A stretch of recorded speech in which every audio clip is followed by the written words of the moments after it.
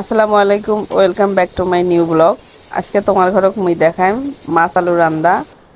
আমার এলাকার বিখ্যাত একটা খাবার রংপুরের। তো সেইটা মুই এখন দেখবেন নাকছেন পেঁয়াজ বাটতে নাকছুম, মরিচ বাটছুম। তোমার এলাকাত মাছ আলু কী কয় সেটা মোক কমেন্টে জানিয়ে দিবেন। তারপর দেখবেন নাকছেন মুই ফ্রাই প্যানত পেঁয়াজ ভাজবেন নাকছুম, মুই মরিচ আর পেঁয়াজ বাটাগুলো ভাজছুম। এখন মুই ভাজা পেঁয়াজগুলোর মধ্যে একটা পানি, একটা লবণ, একটা হলুদ আর একটা জিরের গুঁড়ে দিছম, দিয়ে এখন দেখবেন নাকছেন নাড়াচাড়া করবেন নাকছুম। এটা আমি মজে নিম। একটা মজা হয়ে গেলে, পানি শুকিয়ে গেলে মই এগুলো মাছ ভাজি থুইছম আগে, সেটা মোর ভিডিও করবেন মনে নাই। সে মাছ ভাজাগুলো আমি এখন দিয়ে দেম।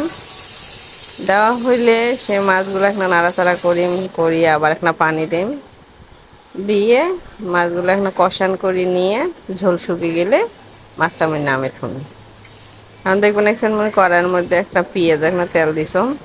ভাজা হইলে ওইগুলোর মধ্যে আমি মাছ আলু দিম। তো সেটা আমি আগে হলুদ, লবণ, আবার জিরের গুঁড়ে, তারপরে কালা এলাচ দিছম, দিয়ে সেটা আমি আবার আলুগুলো ঢালি দিয়ে নাড়াচাড়া করিয়ে মজে নিম। তা দেখবেন একজন মজা হওয়ার পর মোর তরকারিটা কেমন হইল। এখন এই মজা তরকারিটা হয়ে গেলে, মজা হয়ে গেলে সেটা আমি ঝোল দিম।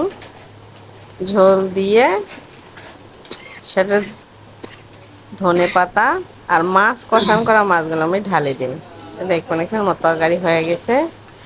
কমেন্টস করে জানিয়ে দেন মোর মাছ আলুর তরকারি কেমন হইল।